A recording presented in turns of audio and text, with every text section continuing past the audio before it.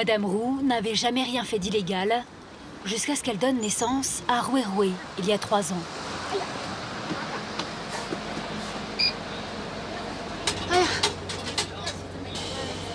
Je ne sens plus mes bras. J'ai mal partout à force de le porter.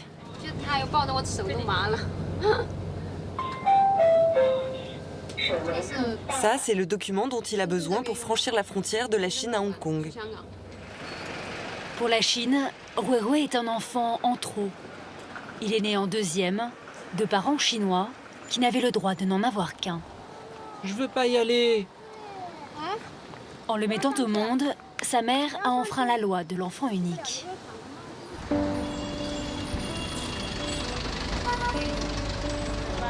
Ces enfants qui ne devaient pas naître, la Chine ne reconnaît pas leur existence. Ils n'ont aucun droit, pas même celui d'aller à l'école. Alors tous les matins, au poste frontière de Shenzhen, dans le sud de la Chine, ils sont des milliers à faire le même chemin pour aller à l'école à Hong Kong, de l'autre côté de la frontière.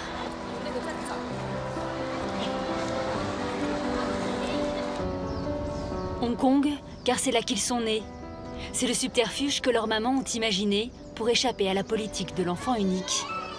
Fuir la Chine, le temps d'accoucher à l'étranger. 200 000 bébés sont nés comme Ruirué dans les cliniques de l'ancienne colonie britannique, où le contrôle des naissances n'existe pas.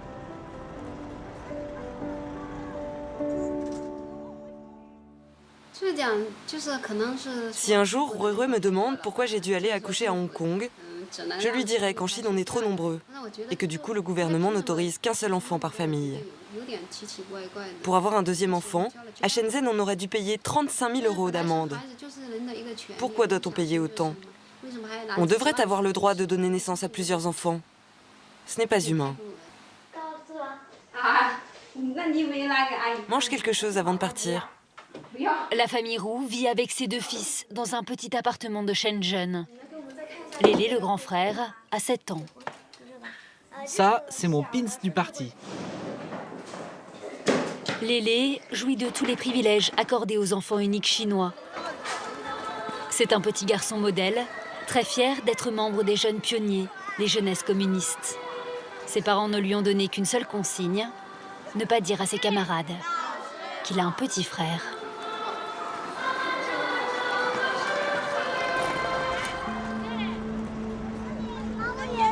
Sur les hauteurs de la ville, la statue de Deng Xiaoping. C'est lui, le successeur de Mao, qui a mis en place en 1979 cette interdiction d'avoir plus d'un enfant. Trop de bouches à nourrir, impossible de créer des emplois. 2e enfant interdit.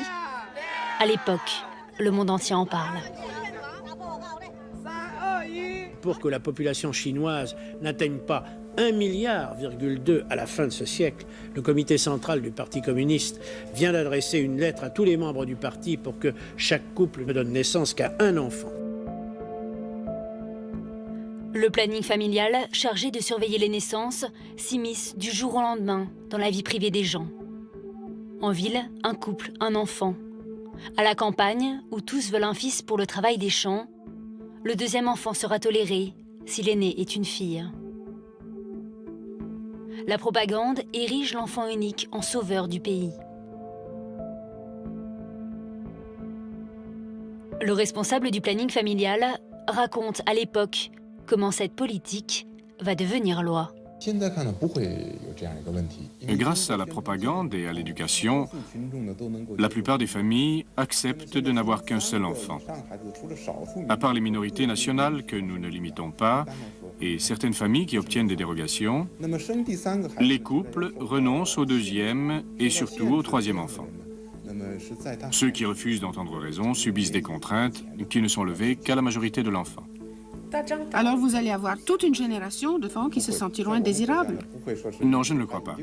Une fois nés, les enfants ne seront pas désavoués. Cela ne s'est jamais produit chez nous.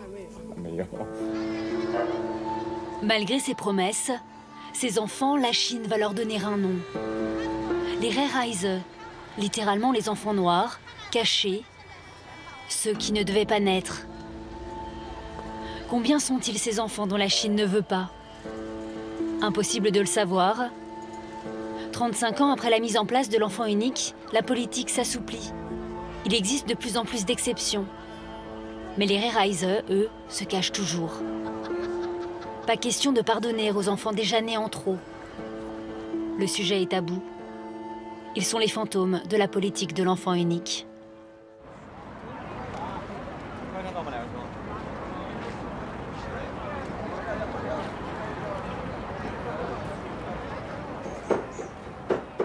Pékin, à quelques rues de la cité interdite. C'est là, dans ce quartier populaire, à l'abri des regards, qu'a grandi l'une de ses enfants de l'ombre. Li Shui a aujourd'hui 21 ans.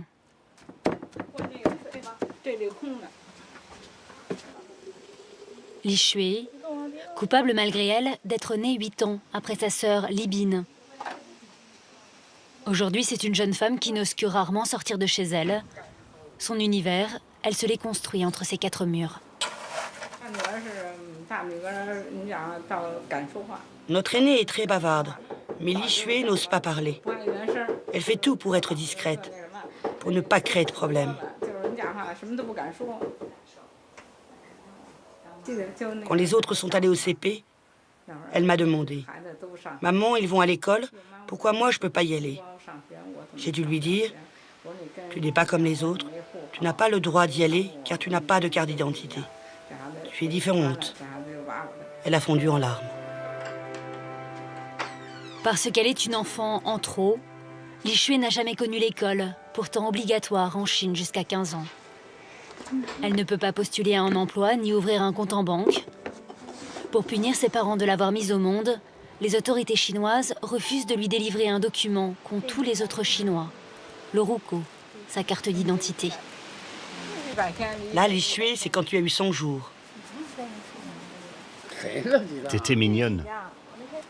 Sa vie, Li Shui l'a vue défiler, impuissante. À chaque fois que ma sœur partait à l'école, je voulais y aller aussi.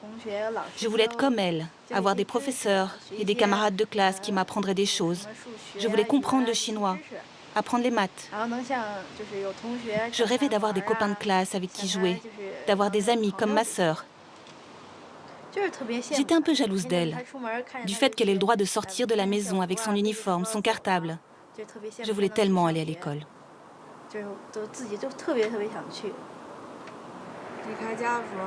Quand je partais, je ne pouvais pas m'empêcher de penser à elle, toute seule à la maison. Alors parfois, je faisais demi-tour. Je prenais un livre et je lui apprenais à lire. Au fur et à mesure, je lui ai aussi appris à écrire. J'ai essayé de lui apprendre tout ce que j'apprenais à l'école.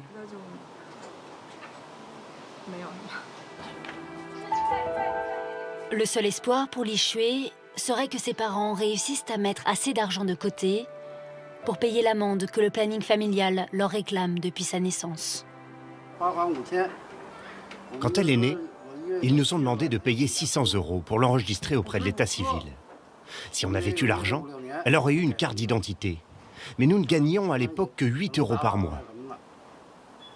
Même si on avait arrêté de manger et de boire, il nous aurait fallu des années pour payer l'amende. Est-ce que vous vous en voulez de ne pas avoir payé l'amende? On ne peut pas regretter. Ça ne lui rendra pas toutes ces années. C'est impossible pour nous de rassembler autant d'argent. Ces amendes sont réévaluées chaque année. Aujourd'hui, pour Li Shui, elle est de 12 000 €. Chaque ville, chaque région est libre d'en fixer le montant en fonction du niveau de vie moyen.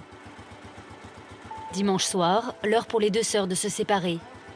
Le mari de Li Bin vient la chercher. L'aînée retourne à sa vie d'ouvrière dans une usine de banlieue. Li Shui, elle, comme chaque soir, retrouve ses parents devant la télévision.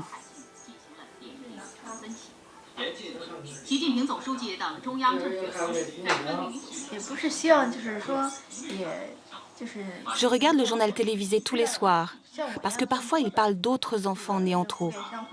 Je veux savoir s'il y en a d'autres qui cherchent de l'aide. et comment elles font. Est-ce que tu sais s'il y a beaucoup d'enfants cachés, comme toi, en Chine? J'ai entendu dire un jour à la télé qu'on était 13 millions. C'est beaucoup. Ça voudrait dire qu'il y a des gens comme moi aux quatre coins de la Chine.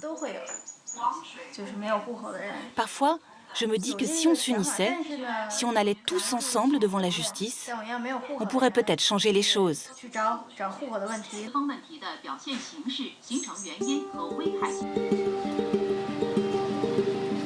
Ce combat, Li Shui a décidé de le mener sans attendre que d'autres la suivent. Elle veut prouver qu'il est illégal de la priver d'identité.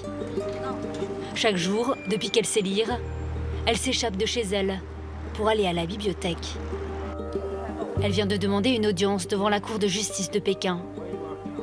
Aucun avocat n'a voulu prendre le risque de la suivre dans ce combat démesuré contre tout un système. Alors elle s'est décidée à y aller seule. Ici, Li Shui vient étudier la loi et le code pénal, à la recherche d'une faille, d'une piste, pour l'aider à plaider elle-même sa cause. Je cherche des livres qui expliquent les lois chinoises. Je passe en revue chaque article, un par un, pour voir si j'arrive à en trouver un qui pourra m'aider à organiser ma défense. C'est pas ce qui fera de moi une avocate. Je ne saurais jamais plaider comme eux devant la cour. Mais en lisant ces livres, au moins, je peux savoir comment ça marche, la procédure que les juges sont censés suivre, pour qu'ils ne puissent pas tricher quand je serai face à eux. Les livres qu'elle emporte pour préparer sa défense, Li Shui les emprunte clandestinement. Sans pièce d'identité, pas de carte de bibliothèque, alors elle fait vite pour que personne ne se rende compte qu'elle utilise la carte de sa sœur.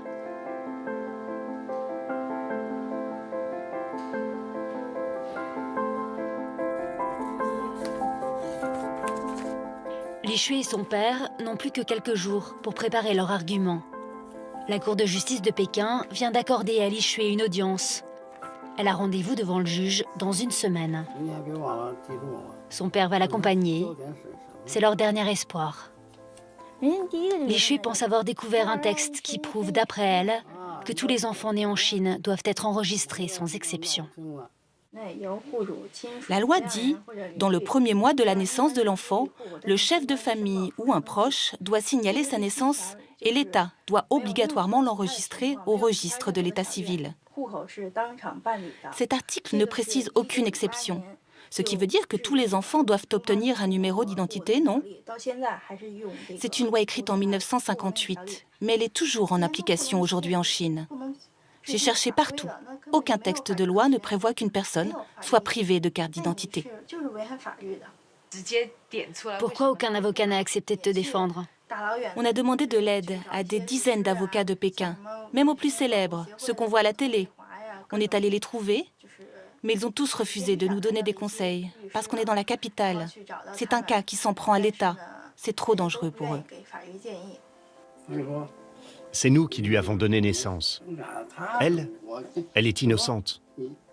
Je comprends que le gouvernement dise que nous avons enfreint la politique de l'enfant unique, mais c'est nous qu'il devrait punir, nous, les adultes. Notre fille, elle, n'y est pour rien.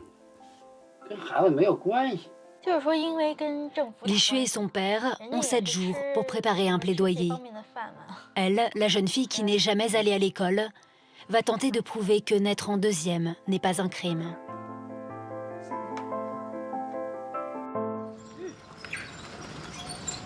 Ce combat, il est loin d'être gagné d'avance. L'enfant unique fut un des remèdes contre la pauvreté, une des clés du développement rapide de la Chine. Ce prix à payer fait partie des mentalités depuis 35 ans, presque partout en Chine.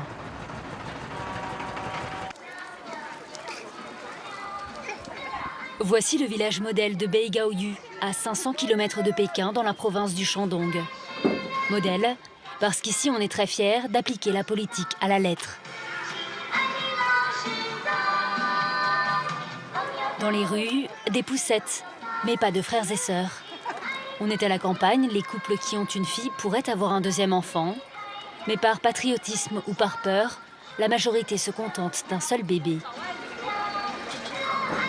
Des banderoles du planning familial rappellent à tous cette règle.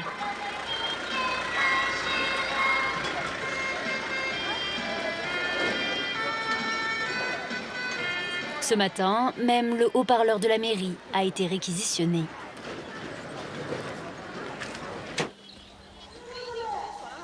Femmes, notre village de Beigaoyu organise aujourd'hui le contrôle médical. Vous devez toutes venir. Ils demandent à toutes les femmes mariées de se rendre au planning familial pour se faire examiner. C'est la loi. Ils nous préviennent à chaque fois comme ça. Tous les 3 mois, le village organise un examen obligatoire. Les agents du planning familial déchargent le matériel qui va servir à s'assurer qu'aucune femme n'est tombée enceinte.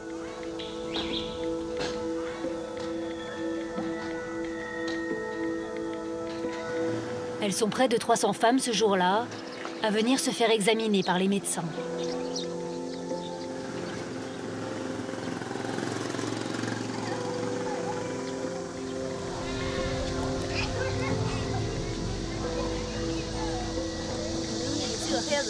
Le docteur pose des questions. Il demande combien d'enfants on a, quels moyens de contraception on utilise, si on s'est fait poser un stérilet ou si on s'est fait stériliser. Même les personnes âgées doivent venir. Il y a 2 docteurs. Ils ont un petit appareil et ils le passent comme ça sur votre ventre pour contrôler. Ils font une échographie, donc ils savent forcément si vous êtes enceinte. Je me suis faite stériliser, mais ils me demandent toujours de venir. Pourtant, je ne vois pas comment je vais pouvoir tomber enceinte. Ces contrôles, c'est une bonne chose pour nous et pour le pays. Si tout le monde pouvait tomber enceinte et donner naissance comme bon lui semble, on serait trop nombreux. Et ça, c'est un problème. Je suis sûre qu'il y en a qui essaient d'avoir des enfants en secret. Donc heureusement qu'il y a ces contrôles. Le planning familial refuse systématiquement toute demande de tournage. Tout ce que nous pourrons apercevoir, ce sont les dossiers de ces femmes, disposés dans l'entrée.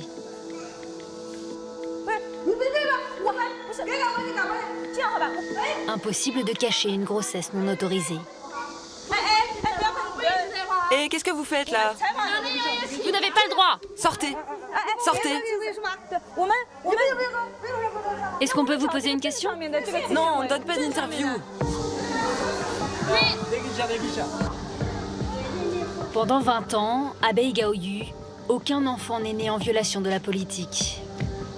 Jusqu'à ce qu'en avril 2010, une famille, à la sortie du village, commette l'impensable.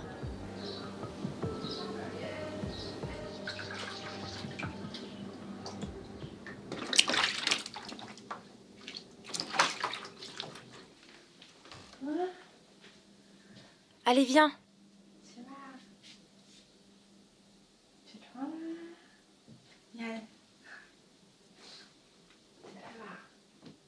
C'est l'heure de se réveiller.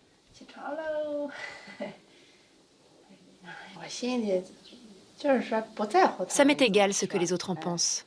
Moi, je le trouve tellement mignon. Je suis heureuse de l'avoir. Je pense que les autres sont plutôt jaloux de moi. Pour nous, c'est pas un enfant en trop. Comme toutes les femmes du village, Madame Zhang s'était fait poser un stérilet par le planning familial après la naissance de l'aîné. Pourtant, pendant l'été 2009, elle découvre qu'elle est enceinte. Si les agents du planning familial s'étaient doutés de quelque chose, ils seraient venus chez nous et ils auraient forcé ma femme à avorter. C'est comme ça que ça se passe en général dans le village. J'avais peur. Qu'est-ce que je pouvais faire? Nous avons décidé de fuir. On a quitté la maison et ma femme et mon fils aîné se sont cachés dans un autre village, à 30 km d'ici. Le planning familial est venu chez nous. Ils m'ont demandé où était ma femme. J'ai répondu qu'elle m'avait quitté, que nous étions en train de divorcer. Et c'est grâce à ça que Ronnong a pu naître.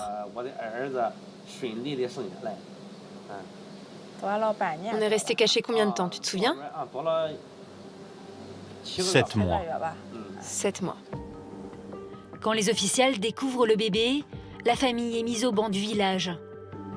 Ils doivent payer l'amende, mais ils n'ont pas l'argent. Le papa de Ronnong est emmené au poste de police. Ils vont emprunter à leurs amis pour rassembler la somme, 6 400 €, 5 fois ce qu'ils gagnent en un an. Eux pensent que c'est la fin du cauchemar, mais les officiels vont leur faire du chantage.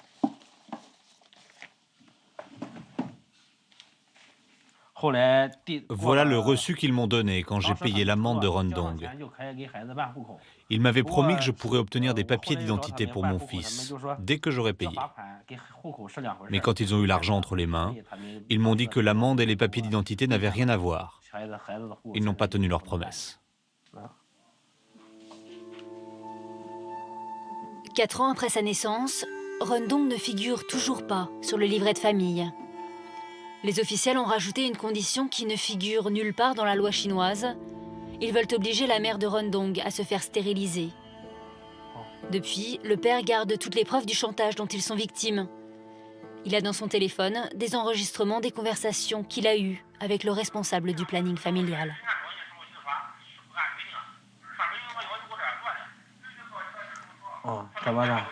Là, il me dit que ma femme doit se faire stériliser, qu'on n'a pas le choix.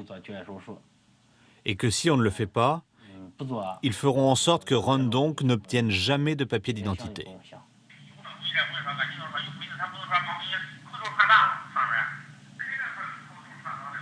Là, je lui demande de me montrer le texte qui prouve que la stérilisation est obligatoire. Mais il me répond qu'il n'y en a pas. Il me dit que c'est un de ses supérieurs qui le lui a dit, et que c'est normal que ça se fasse oralement. Le planning familial veut forcer ma femme à se faire stériliser, parce que les officiels du village sont évalués en fonction du nombre de stérilisations. Plus il y a de stérilisations, plus ils ont de chances d'être récompensés, de recevoir de l'argent ou une promotion. L'an prochain, Rundong doit normalement entrer au CP. S'il n'a pas de carte d'identité d'ici là, lui aussi se verra interdire d'aller à l'école. Son père, comme tous les 3 mois, va profiter du passage du planning familial au village pour une nouvelle fois plaider sa cause. Toujours la même scène, il ne prend plus la peine de se présenter. Chef, j'ai une question. Pourquoi mon fils n'a toujours pas de carte d'identité? C'est pas mon problème. C'est pas moi qui délivre les cartes d'identité. Mais si c'est pas toi, qui est-ce qui s'en occupe? Ne me demande pas, je ne m'occupe pas de ça. Au fond du couloir, les femmes attendent de passer leur échographie. Il faut bien que tu t'en occupes. C'est pas normal qu'il n'ait pas de papier d'identité. Sortez d'ici! Je n'ai fait aucune erreur. Je n'ai rien à me reprocher. Ce refrain, Monsieur Zhang l'a entendu tellement de fois. Il se heurte à un mur, otage d'un système opaque, au-dessus des lois.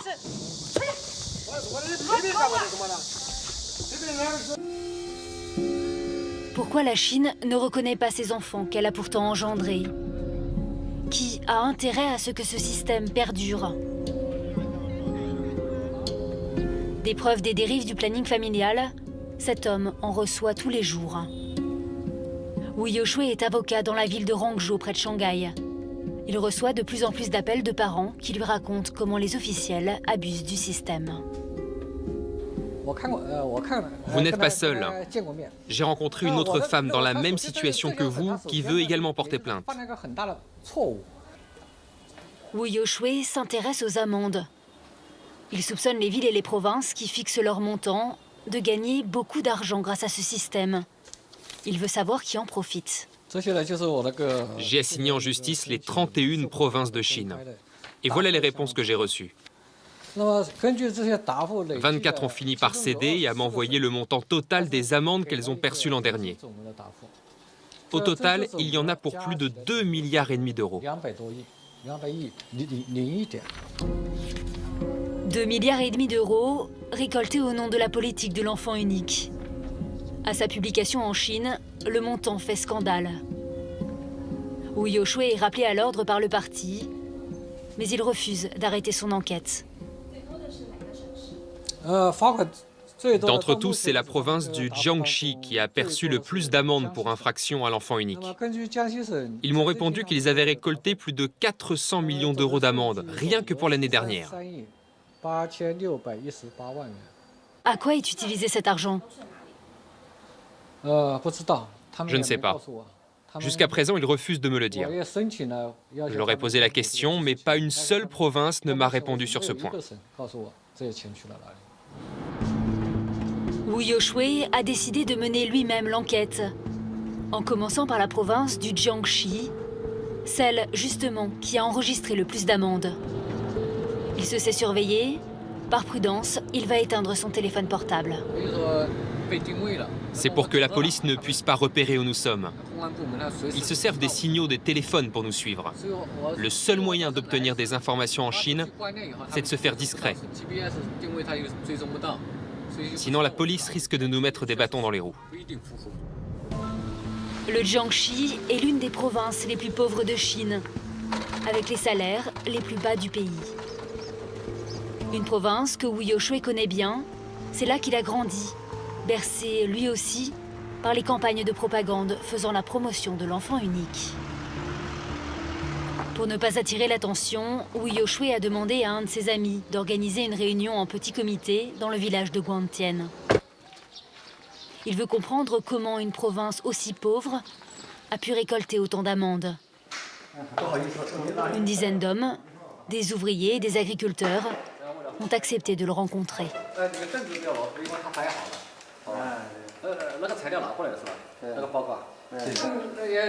En général, qui vient chez vous récolter les amendes? C'est le planning familial. On a l'impression que ça ne leur pose pas de problème, qu'on donne naissance à des bébés en trop. Parce que comme ça, ils peuvent récupérer l'amende. Par le passé, effectivement, ils faisaient des campagnes de propagande dans le village. Ça fait partie de leur travail. Mais ils ne le font presque plus.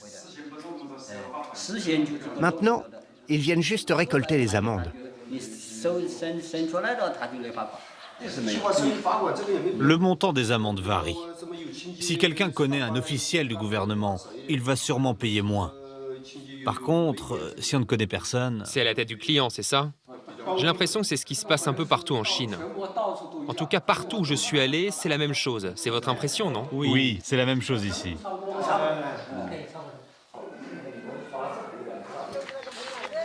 Dans les rues du village, c'est comme si la loi n'existait pas. Au passage de la marchande de vêtements pour enfants, on se croirait dans la Chine d'avant l'enfant unique. Personne ne se cache d'avoir plusieurs enfants.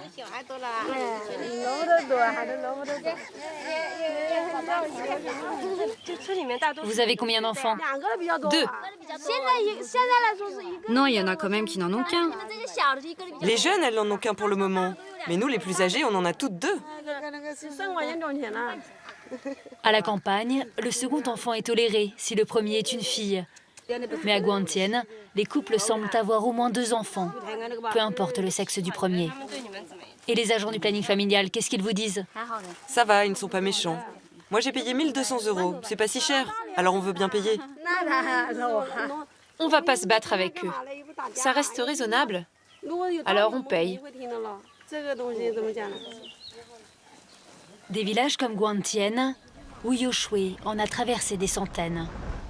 Il en est persuadé aujourd'hui, la mission première du planning familial a été dévoyée pour collecter des fonds. Dans certains endroits, ils ont même jusqu'à 3 ou 4 enfants par famille. Du coup, ça rapporte beaucoup d'argent. Le planning familial fixe le montant des amendes assez bas pour que tout le monde ait les moyens de payer. C'est une région très pauvre. Et comme les gens sont pauvres, il n'y en a pas beaucoup qui payent des impôts. Du coup, les autorités locales ont besoin de ces amendes pour remplacer ce manque à gagner. Ils ne peuvent plus s'en passer. Le gouvernement central fermerait les yeux, faute de solution. Impossible pour la Chine communiste d'augmenter de trop les impôts, sans risquer de se mettre le peuple à dos.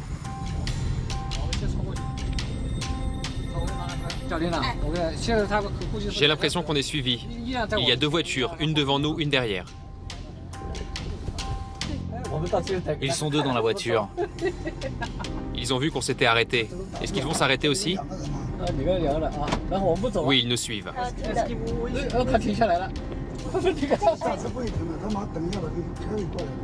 C'est en réalité 4 voitures aux vitres fumées qui nous ont pris en filature. Dans un jeu du chat et de la souris, aussi incompréhensible qu'efficace. Impossible de recueillir d'autres témoignages avec une telle escorte. Suis-les, je veux les filmer pour avoir une preuve. Est-ce qu'ils ont besoin d'autant de voitures pour me suivre, juste parce que j'essaie d'avoir quelques informations? Ils nous font barrage. On peut passer sur la gauche? Non, ils bloquent toute la route. Une femme sort de la voiture, c'est une officielle du comté. Et la présence de Wu Youshui sur ces terres n'a pas l'air de faire son affaire. Je veux que vous effaciez tout ce que vous avez filmé. On ne vous laisse passer que si vous effacez tout. Vous n'avez pas le droit. Ok, c'est bon, j'efface. Vous n'avez pas le droit de filmer. Vous avez vu comment vous nous traitez? Elle nous laisse partir à la condition que nous effacions, nous aussi, une partie de nos images. Elle ne sera tranquille que quand elle nous aura vu sortir du comté et qu'on sera sur l'autoroute. Elle veut s'assurer qu'on s'en va. L'officiel va même nous escorter jusqu'à l'entrée de l'autoroute. Vas-y, ouvre la fenêtre.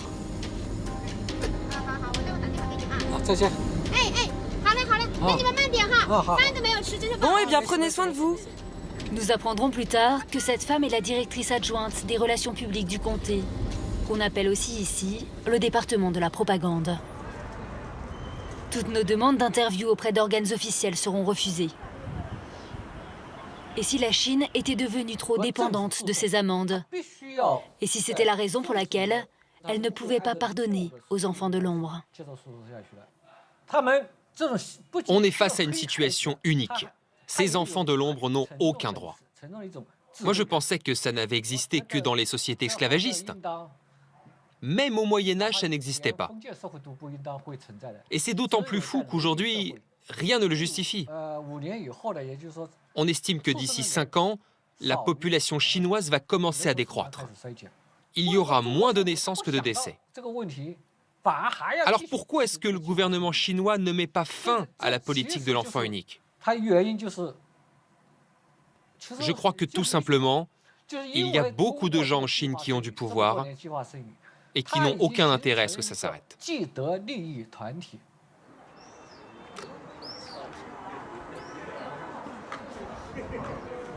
À Pékin, c'est le grand jour pour Li Shui. Elle va être reçue par le juge pour tenter d'en finir avec cette peine qui la poursuit depuis sa naissance. Tout à l'heure, quand je serai face à la cour, je veux montrer que je suis maître de moi, que je n'ai pas peur d'eux. J'ai attendu ce moment depuis plus de 10 ans. Je vais enfin pouvoir aller devant la cour pour prouver que j'existe bien. Ils vont bien être obligés d'écrire que le plaignant répond au nom de Li Shui. C'est mon identité qui va figurer sur les documents. Donc d'une certaine façon, c'est peut-être le premier jour de l'existence de Li Shui.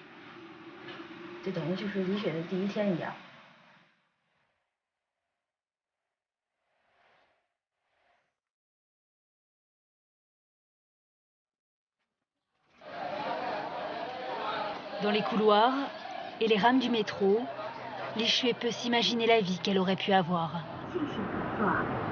Welcome to Subway Line 5. The next station is Tian'an. Please get ready for your arrival. Voici l'imposant tribunal. Li Shui va tenter de rappeler la Chine à ses promesses. La Chine de Deng Xiaoping, qui promettait qu'une fois nés, les enfants ne seraient pas désavoués.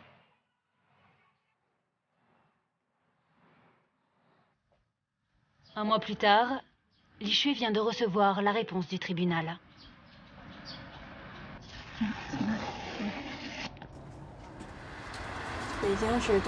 Le tribunal du peuple de Pékin rend la décision suivante.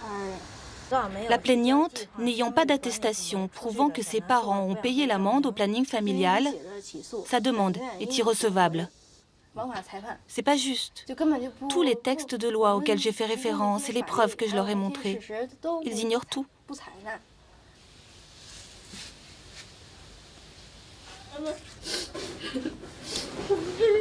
Nous avons raison, mais vers qui on peut se tourner? La police? Le parquet et la cour? Ils se couvrent tous.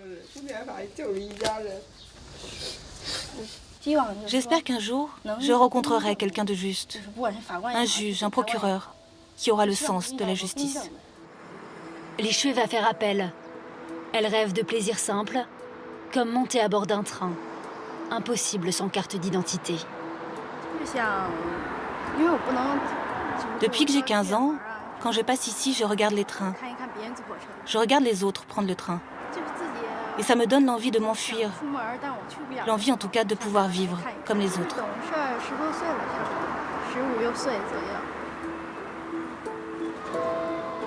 Elle n'en est qu'au début de sa peine.